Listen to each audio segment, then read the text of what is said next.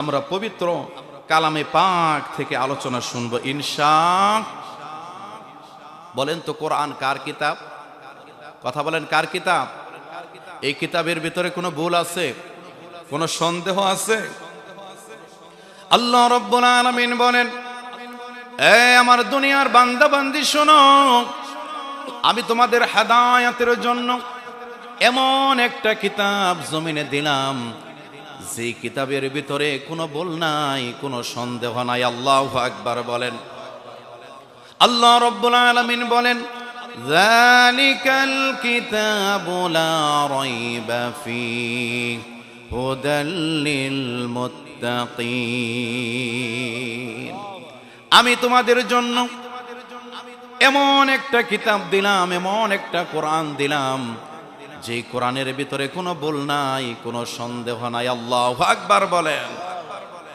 আমরা যদি কোরআনকে জিজ্ঞাসা করি, এ কোরআন, তোমাকে কে এই দুনিয়াতে নাজিল করেছে? কোরআন নিজের ভাষায় আমাদেরকে জানিয়ে দেবে, তানসীলাম মিম্মান খালাকাল আরদা ওয়াস সামাওয়াতিল উলা। আসমান এবং জমিনের যিনি মালিক, যিনি আসমান তৈরি করেছেন, জমিন যিনি তৈরি করেছেন, সূর্য আসমান এবং জমিনের সেই মালিক আল্লাহ রাব্বুল আলামিন আমাকে নাজিল করেছেন। আল্লাহু আকবার বলেন। আমরা যদি কোরআনকে জিজ্ঞাসা করি, কোরআন আল্লাহ রাব্বুল আলামিন তোমাকে নাজিল করেছে, বুঝলাম, তুমি কোন নবীর উপর নাজিল হয়েছো আমাদেরকে বলো।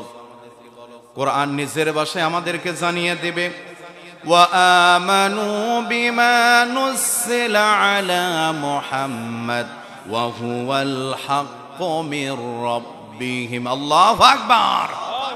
আল্লাহ রাব্বুল আলামিন এই কোরআন নিজের ভাষায় আমাদেরকে জানিয়ে দিচ্ছে, আর তোমরা ঈমান আনয়ন করো নবী মুহাম্মদ সাল্লাল্লাহু আলাইহি ওয়াসাল্লামের উপর, যার উপরে আল্লাহ রাব্বুল আলামিন পবিত্র কোরআনুল কারীম নাজিল করেছে।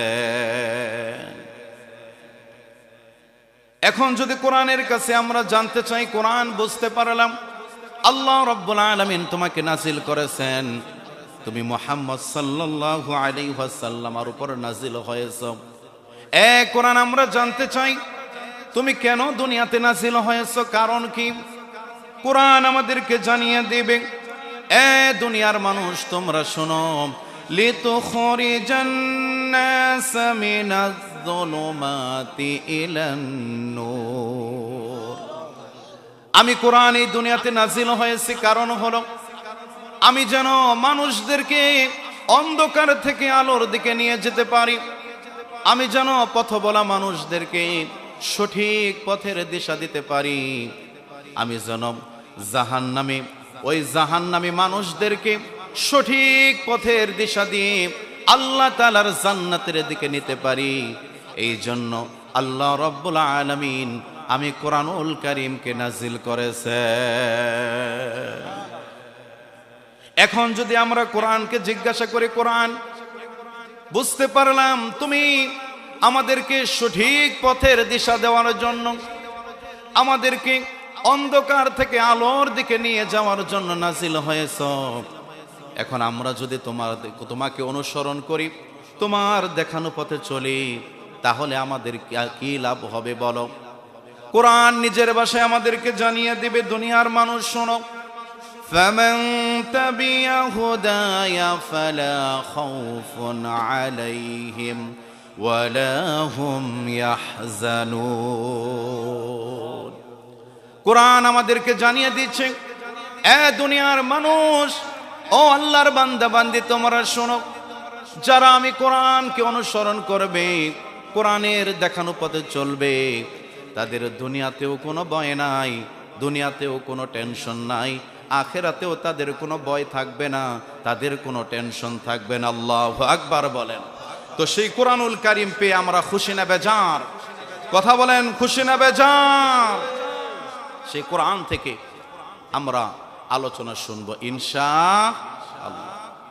আমাদের জবান দিয়েছেন কে?